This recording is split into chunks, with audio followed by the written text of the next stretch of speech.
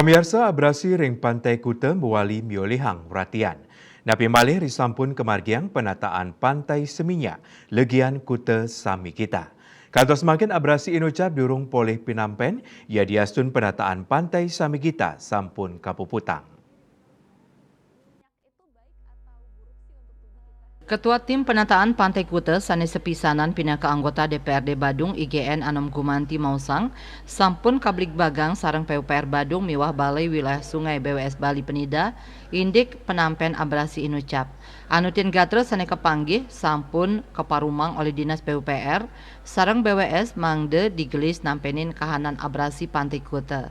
Saking paiketan BWS pacang ngemargiang program penanganan abrasi Pantai Kuta warsani mangkin merupa revetment untuk nguangun pemecah gelombang.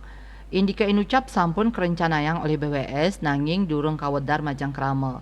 Ring tengahing paruman pura desa sane lintang.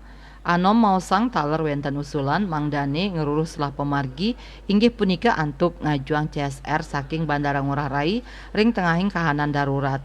Santukan kahanan abrasi sampun dahat ngaonang pesisi Kuta.